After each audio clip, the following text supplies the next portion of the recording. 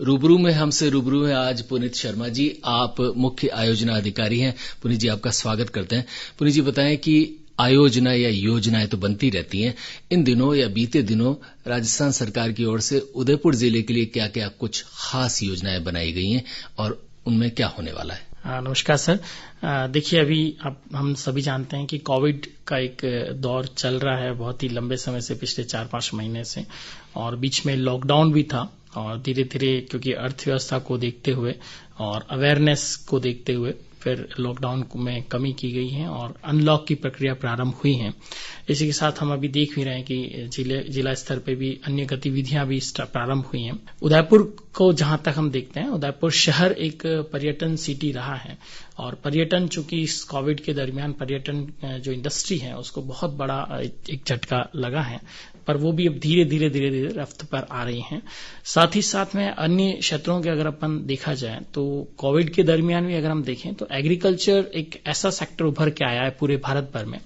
जिसने पूरी अर्थव्यवस्था को, जो डूबती हुई अर्थव्यवस्था थी, उसको उभारने में बहुत बड़ा अपना योगदान दिया है। क्योंकि सर्विस सेक्टर और जो इंडस्ट्रियल सेक्टर है उसके ऊपर रिकवरी का भी एक गवर्नमेंट को एक चांस मिला है, जिसमें एमएसएमई सेक्टर के ऊपर वर्क गवर्नमेंट कर रही है और काफी कुछ इम्प्रूवमेंट का हमें इसमें मौका मिला, जिसके ऊपर काम भी बहुत तेजी से किया जा रहा है।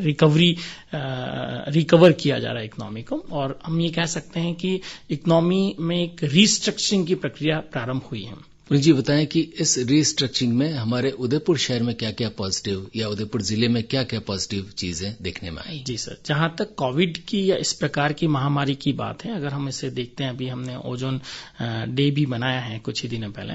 तो ये देखिए कि पर्यावरण और प्रकृति विकास, या जो हम आयोजना की बात करते हैं, वो सब एक विकास से जुड़ा हुआ है और कहीं न कहीं हम इसमें पर्यावरण को कहीं न कहीं नुकसान पहुंचता है। और इसके बीच में इकोनॉमिक्स की टर्म ये कहा जाता है कि पर्यावरण और प्रकृति के बीच में ट्रेड ऑफ रहता है, और इस ट्रेड ऑफ के कारण कई बार ऐसा होता है कि एक कहा जा सकता है कि सामान्य भाषा में मैं कहूं कि पानी सिर से ऊपर जाने की स्थिति जब आती है तो प्रकृति को रिटेलिएट करना होता है। प्रकृति भी अपना पुनः जो है वो पुरुष के ऊपर अपना प्रेशर डालना शुरू करती हैं। यही एक अभी दिख रहा है। इस प्रकार की महामारी हम देखते रहते हैं, कई बार स्टॉर्म भी आते हैं, तूफान भी आते हैं, कई सारी चीजें हैं जो कि हम देखते हैं कि आपदाओं के रूप में आती रहती हैं। पर एक ये बहुत बड़ी महामारी जो वैश्विक स्तर की आई, जिसे पैंडेमिक नाम दिया गया है, वो अभी पिछले कुछ वर्षों से एक वर्ष से चल रही है और ये बहुत तेजी से आ रही है। साथ ही साथ में लेकिन आप अगर ये देखें कि इससे एनवायरमेंट को भी बहुत इंप्रूवमेंट का एक मौका मिला। एनवायरमेंट, अगर हम उदयपुर शहर की बात करें तो जहां हमारा एयर पॉल्यूशन लेवल, जो एयर क्वालिटी इंडेक्स होता है, वो एक बहुत ही पुअर कंडीशन में हुआ करता था पहले। उस एयर क्वालिटी इंडेक्स को जो हम डेली मॉनिटरिंग भी कर सकते हैं और डेली देखा जा सकता है, ऑनलाइन के ऊपर डेटा अवेलेबल है, तो उस इंडेक्स के अंदर भी काफी इंप्रूवमेंट उदयपुर शहर के अंदर हुआ, जो कि एक बहुत अच्छी बात इस दरमियान हम कह सकते हैं। साथ ही साथ में 2-3 बातों पर मैं और जोर देना चाहूंगा कि हमने पिछले 5 वर्ष से अगर हम भारत भर में देखें तो एक स्वच्छता को एक अभियान के रूप में अपनाया गया है। हर एक गांव, गली मोहल्ले में लोगों को स्वच्छता के प्रति एक जागरूकता का संदेश मिला है। लोग जागरूक हुए हैं स्वच्छता के प्रति, और उसका भी अगर हम देखें तो जिस दर से ये कोविड आना चाहिए था, पैंडेमिक जिसको हम बोलते हैं, अगर पुरानी हम पैंडेमिक की स्टडी को देखते हैं तो उसकी रेट के अकॉर्डिंग अगर देखा जाए तो ये इतना महामारी इस भयंकर रूप में हमारे पास नहीं आई है। उसके पीछे एक रीजन मैं ये भी मानता हूं कि स्वच्छता के प्रति लोगों की अवेयरनेस बढ़ी है। साथ ही साथ में स्वास्थ्य सेवाओं की अगर हम बात करें, जो कि पब्लिक हेल्थ सर्विसेज हैं, उसमें भी काफी कुछ इंप्रूवमेंट हुआ है और जो लॉकडाउन की अवधि थी उस दरमियान इसमें काफी कुछ इंप्रूवमेंट देखने को मिला है। कई ग्राउंड लेवल पर, ग्राम पंचायत स्तर पर, पंचायत समिति स्तर पर भी कोविड केयर सेंटर्स डेवलप हुए हैं और जो फैसिलिटीज हैं उसमें इंप्रूवमेंट हुआ है। इसी कारण से हम कह सकते हैं कि इसमें रिकवरी रेट जो है, डेथ रेट भी कम है और रिकवरी रेट बहुत ही अच्छी है, और राजस्थान तो इसमें एक मॉडल के रूप में भी अपने आप को प्रस्तुत किया है। पुनीत जी, बताएं कि योजनाएं जो बनती हैं, खास तौर पर कोविड का जब से संकट आया तो बहुत सारी चीजें, जब आदमी घर में बैठ गया तो योजना को आप उसको कार्यान्वित कैसे करेंगे? तो बताएं कि अब जब धीरे धीरे थोड़ा सा संकट इस ढंग से कम हुआ है कि लोग जाने लगे हैं और काम भी होने लगे हैं, तो कौन कौन सी ऐसी योजनाएं थी जिले में जो लंबित थी और अब शुरू हो गई हैं? देखिए, योजनाओं की अगर हम जहां तक बात कर रहे हैं,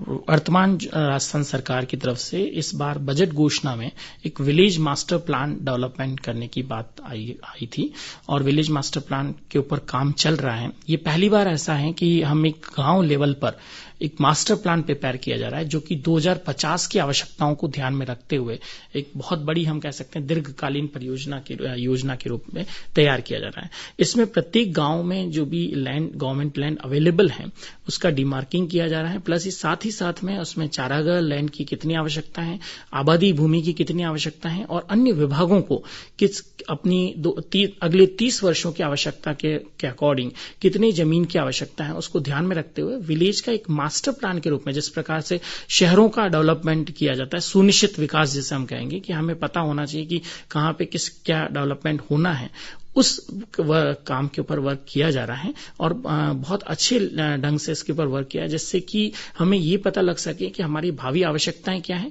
और उन आवश्यकताओं को फुलफिल करने के लिए हमारे पास संसाधन क्या है और उन संसाधनों का किस प्रकार से इष्टतम उपयोग हम कर सकते हैं। तो एक विलेज मास्टर प्लान के ऊपर इसके ऊपर काम चल रहा था, जो बीच में कुछ कोविड के दरमियान रुका है, लेकिन अभी उसमें पुनः एक रफ्तार आई है और ये विलेज मास्टर प्लान बनकर कुछ ही समय में तैयार हो जाएगा और उसके ऊपर फिर ग्रास रूट लेवल पर काम भी शुरू हो जाएगा। साथ ही साथ में मैं बताना चाहूंगा कि हर वर्ष प्रत्येक ग्राम पंचायत अपना एक ग्राम पंचायत विकास योजना, जीपीडीपी हम जैसे कहते हैं, वो हर वर्ष एक प्रिपेयर की जाती हैं और जीपीडीपी के अंदर जहां तक पीपल्स पार्टिसिपेशन पर विशेष जोर दिया गया है। पीपल्स पार्टिसिपेशन का अर्थ है कि प्रत्येक ग्राम सभा के पहले हम एक महिला सभा और बाल सभा का आयोजन किया जाता है, जिससे कि गांव में जो विकास कार्य होने वाले हैं अगले वर्ष में, उन विकास कार्यों में महिलाओं की और गांव के जो बच्चे हैं उनकी भागीदारी भी सुनिश्चित किया जाए। साथ ही साथ में युवा पीढ़ी की भी भागीदारी सुनिश्चित किया जाए और ग्राम विकास योजना बनाने में एक ग्राम सभा के माध्यम से, जो कि कहा जा सकता है पूरी लोकतांत्रिक प्रक्रिया है, उसको ध्यान में रखते हुए ग्राम का विकास की एक योजना प्रिपेयर की जाती है। तो इस वर्ष भी 2 अक्टूबर से ग्राम सभाओं का आयोजन जिले में भी किया जाएगा और पूरे राज्य भर में, भारत भर में किया जाएगा। तो इस ग्राम पंचायत विकास योजना में मैं चाहूंगा कि हर एक व्यक्ति जो गांव से रिलेटेड है, उसका जो मतदाता है, चाहे वो महिला हो या पुरुष हो, वृद्ध हो या युवा हो, उसे अपना ग्राम सभा में जाना चाहिए और कोविड के नियमों का पालन करते हुए, जिसमें सोशल डिस्टेंसिंग और मास्क लगाना आवश्यक है, इनको ध्यान में रखते हुए अपनी बात गांव में ग्राम सभा में रखनी चाहिए और अपने विकास, किस तरफ विकास हो रहा है, क्या हमारा इंक्लूसिव डेवलपमेंट है या नहीं, वो तभी सुनिश्चित कर सकते हैं जब एक एक व्यक्ति, पीपल्स पार्टिसिपेशन जो कैंपेन हमारा है, उसमें एक एक व्यक्ति गांव का अपना इसमें इन्वॉल्वमेंट रखे और अपना इंटरफेरेंस रखे, जिससे कि हम गांव के जो विकास कार्यक्रम तैयार कर रहे हैं उनमें उनकी भागीदारी सुनिश्चित की जाए। पुनीत जी, बताएं कि योजनाएं बनती हैं और खासतौर पर जब गांवों का जिक्र आता है या शहरों का भी मान लीजिए, तो एक सबसे बड़ी समस्या आती है अतिक्रमण की। यानी गांव में आप देखेंगे बहुत सारे गांव में तो ऐसा है कि किसी ने अपने घर के बाहर की जो बाउंड्री है वो 2 फीट बढ़ा दी, किसी ने रास्ता ही रोक दिया, किसी ने अपने खेत की बाड़ को और फैला दिया और सरकारी जमीन है उसका तो कोई पता ठिकाना ही नहीं है। तो ये जब भी कोई योजना को आप क्रियान्वित करेंगे तो उसमें अतिक्रमण एक बहुत बड़ा मुद्दा आता है। ये अतिक्रमण को लेकर क्या कुछ आपके मन में है? सर, आपने बहुत ही अच्छा प्रश्न किया है। जैसा कि मैंने आपको बताया, विलेज मास्टर प्लान जो इस बार प्रिपेयर किया जा रहा है और ये अभी तक के वर्षों में मैंने भी अपनी सर्विस में पहली बार सुना है कि क्योंकि हम शहरों के विकास का या मास्टर प्लान की बात तो हम करते हैं, यूआईटी के मास्टर प्लान की बात की जाती है, शहर के मास्टर प्लान की बात की जाती है, लेकिन एक गांव के मास्टर प्लान की आज तक कभी बात सुनने में भी नहीं है और न देखी गई है। पहली बार ऐसा है कि राजस्थान सरकार की तरफ से ये इनिशिएटिव लिया गया है और गांव के मास्टर प्लान प्रिपेयर किए जा रहे हैं। मास्टर प्लान जब प्रिपेयर किया जाता है तो गांव का ये जैसा आप बता रहे हैं कि हर एक एरिया हम आइडेंटिफाई करते हैं कि कौन सी जमीन खातेदारी की जमीन है, प्लस कौन सी जमीन ऐसी है जो कि सरकारी जमीन है। तो जो सरकारी जमीन हमारे पास अवेलेबल है, उस सरकारी जमीन का पूरा मौका मुआयना करने के पश्चात हम आवश्यकताओं को ध्यान में रखते हुए, अगले 30 वर्षों की आवश्यकताओं को ध्यान में रखते हैं, जिसके अंदर ये सारी बातें हैं जो जैसा आप चिंताएं आप व्यक्त कर रहे हैं, आम आदमी की भी यही चिंताएं हैं कि कई लोग अतिक्रमण कर लेते हैं, अवैध जमीनों के ऊपर कब्जा कर लेते हैं। तो इन सभी चीजों को प्रत्येक गांव स्तर पे इस बार एनालाइज किया जा रहा है और ऐसा पहली बार हो रहा है कि हमारे पास सरकारी जमीन कितनी अवेलेबल है, क्योंकि हम विकास करते रहते हैं लेकिन हमें ये पता नहीं होता है कि हमें एक दिशा क्या रहेगी। तो नेक्स्ट 30 इयर्स की प्लानिंग करना एक बहुत बड़ी लॉन्ग टर्म प्लानिंग है जो कि गांव के लिए एक सुनिश्चित विकास को इंगित करती हैं। और मेरा ऐसा मानना है कि अगर हम ढंग से विलेज मास्टर प्लान तैयार करते हैं जिसके अंदर लोगों का पार्टिसिपेशन भी रहे और साथ ही साथ में ये जो डीमार्केशन की बात है कि फॉरेस्ट लैंड कहाँ है, कितनी है, उसका डिमार्केशन प्लस आबादी जमीन क्या है और उसका विस्तार भी पॉपुलेशन को ध्यान में रखते हुए किया जाए, सुनिश्चित किया जाए। और चारागाह जमीन भी, क्योंकि जो पशुओं की जो आबादी है वो संख्या है उसमें भी तकरीबन वृद्धि होती रहती है गांवों के अंदर। तो चारागाह भूमि की भी कमी ना हो, इसको भी सुनिश्चित किया जाए। और साथ ही साथ में जो कि नई पंचायतें भी बनती हैं, डेवलपमेंट भी होता है, उनमें कई सारे विभागों की होना आवश्यकता भी है। तो उनके लिए भी जमीन पर्याप्त मात्रा में, जिसमें स्पेशली चिकित्सा विभाग हुआ और शिक्षा विभाग हुआ, जिसके लिए की जमीन की अगर आवश्यकता है तो उसे डिमार्क करके और हम प्लान के अंदर उसको जोड़ें। उससे ये सारी समस्याएं अपने आप ही हल हो जाएगी। पुनीत जी बताएं कि गांव में अगर अतिक्रमण दूर करते हैं और छोटी मोटी समस्याएं गांव की दूर हो जाती है, तो मुख्य समस्या हर गांव में यही होती है कि एक तो आवागमन का रास्ता उनको मिले, अच्छा मिले, दूसरा ये कि उन्हें बिजली मिले, तीसरा ये कि उनको पानी मिले और पानी के उनकी जो वाटर बॉडीज हैं वो जरूर मिले, और अगर पशु हैं तो चारागाह जरूर मिले। ये जो 3-4 मुख्य समस्याएं होती हैं, क्या आपके इस मास्टर प्लान के चलते ये सुलझ जाएंगी? डेफिनेटली सर, अगर हम लोग इसके ऊपर वर्क भी कर रहे हैं, आपने पहले भी जानकारी होगी, मुख्यमंत्री हमारी जल स्वावलंबन योजना भी थी पहले से और उसके ऊपर भी वर्क किया गया है। और वाटर बॉडीज के डेवलपमेंट के ऊपर काफी काम पहले भी जिले में हुआ है और अभी भी वर्तमान में भी हो रहा है। और वाटर बॉडीज हर एक गांव के अंदर, जो एनजीटी की गाइडलाइन है हमारी नेशनल ग्रीन ट्रिब्यूनल की, उसके अकॉर्डिंग हर एक गांव के अंदर वाटर बॉडीज का डेवलपमेंट किया जा रहा है। और यह सुनिश्चित करना बहुत ही आवश्यक है कि बिजली, पानी और ये सभी व्यक्तियों को गांव में, क्योंकि ये एक बेसिक इंफ्रास्ट्रक्चर रिलेटेड इश्यूज हैं जिसके अंदर बिजली, पानी, सड़क और फिर बाद में अगर हम देखें तो मैरिड इंफ्रास्ट्रक्चर्स के अंदर मैरिड गुड्स के ऊपर हम जाते हैं, तो मेडिकल, हेल्थ एंड एजुकेशन, ये बेसिक चीजें हैं। और साथ ही साथ में अगर जो खेतों के और ये जो आप बता रहे हैं कि आवागमन के लिए जो रास्ते हुए या फिर अतिक्रमण की जो समस्या है वो काफी कुछ इससे हल हो जाएगी। और उसके ऊपर टाइम टू टाइम, क्योंकि पब्लिक ग्रीवेंसेस पोर्टल भी है जिसके पर शिकायतें आती हैं और शिकायतों का निवारण भी प्रशासन के द्वारा समय समय पर किया जाता है। तो अगर हम सुनिश्चित विकास कर रहे हैं और एक हमारा विजन हमारे पास है, विलेज डेवलपमेंट विजन अगर हम साथ में लेके चल रहे हैं, तो डेफिनेटली इन सभी समस्याओं का हल होगा। और ईज ऑफ लिविंग हमारा जो इंडेक्स है उसमें इंप्रूवमेंट आवश्यक रूप से इसके अंदर परिलक्षित होगा जब हम प्लान प्रिपेयर करेंगे और प्लान के ऊपर वर्क करना एग्जीक्यूट करेंगे प्लान को। उसके बाद पुनीत शर्मा जी एक गीत और सुनवाते हैं, उसके बाद और बातें करेंगे। रेडियो लेक सिटी के मेहमान पुनीत शर्मा जी। पुनीत जी, आपसे जानना चाहूंगा कि गांव स्तर पर बहुत सारी शिकायतें ये आती हैं कि वहां पर राजनीति या राजनीतिक दखलंदाजी कुछ ज्यादा है। ज्यादा इसलिए कि सरपंच, पंच और उनके बाद आपस में अगर वो किसी विरोधी दल या विरोधी विचार के हैं तो उनकी आपस में लड़ाइयां, और किसी एक मत का पंच सरपंच आता है तो वो ऐसा आरोप लगता है कि वो अपने ही लोगों के या अपने ही समुदाय के लोगों का काम कर रहा है। तो ये सारी जो समस्याएं इम्प्लीमेंटेशन लेवल पर आती है और उसमें राजनीतिक दखलंदाजी जो होती है, इसे कैसे दूर करेंगे? देखिए, ये वैसे प्लान का हमारा पार्ट नहीं है राजनीति जैसे, लेकिन प्लान में जैसे मैंने आपको बताया कि हम प्लान में चाहते हैं पीपल्स पार्टिसिपेशन हो, जैसा आप बता रहे हैं। तो ये सारी समस्याएं तभी हो सकती हैं जब व्यक्ति या तो शिक्षित नहीं है और उसका पार्टिसिपेशन नहीं है। देखिए, जब प्लान प्रिपेयर किया जाता है, जैसा कि मैंने अभी आपको ग्राम पंचायत डेवलपमेंट प्लान की बात की या जो विलेज मास्टर प्लान प्रिपेयर किए जा रहे हैं, विलेज मास्टर प्लान में अभी हम सिर्फ और सिर्फ डिमार्केशन कर रहे हैं कि हमारे पास अवेलेबल लैंड कितनी है और किस किस डिपार्टमेंट को वो ट्रांसफर होनी है और कहां कहां पर कितनी कितनी लैंड अवेलेबल है। लेकिन अगर हम ग्राम पंचायत डेवलपमेंट प्लान की बात करते हैं, जो कि हर एक वर्ष प्रिपेयर किया जाता है, हर साल प्रिपेयर किया जाता है, और पे कमीशन का जो पैसा है 15th फाइनेंस कमीशन का, वो फाइनेंस कमीशन का पैसा डायरेक्ट इस विकास योजनाओं के ऊपर खर्च भी किया जाता है, जिसमें कि सभी डिपार्टमेंट की योजनाओं को इंक्लूड किया जाता है। तो इसमें विभागों की भागीदारी और लोगों की भागीदारी बहुत ही आवश्यक है। जहां अगर शिक्षित समाज होगा तो शिक्षित समाज होने पर ये जो आप समस्याएं बता रहे हैं कि जो इंटरफेरेंस बहुत ज्यादा रहता है या फिर नेपोटिज्म होता है, ये सारी समस्याएं अपने आप ही इसका हल हो जाएगा। क्योंकि अगर लोग पढ़े लिखे होंगे, जागरूक होंगे, तो वो जागरूकता के साथ उन्हें अपने अधिकारों का भान होगा, अधिकारों का पता होगा और वो ग्राम सभाओं में अपने विचारों को रखेंगे, साथ ही साथ में अपनी समस्याओं को रखेंगे। तो उसमें एक बड़ा डेमोक्रेटिक वे में ग्राम सभा आयोजित की जाती हैं, जिसके अंदर हम सभी गांव के लोगों को इनवाइट करते हैं जो कि वोटर्स हैं, और उनके द्वारा जो गांव की मूलभूत समस्याएं हैं उनके ऊपर विचार करते हुए प्रायोरिटी बेस पर किन समस्याओं को इस साल हमें निवारण करना है और उसके लिए क्या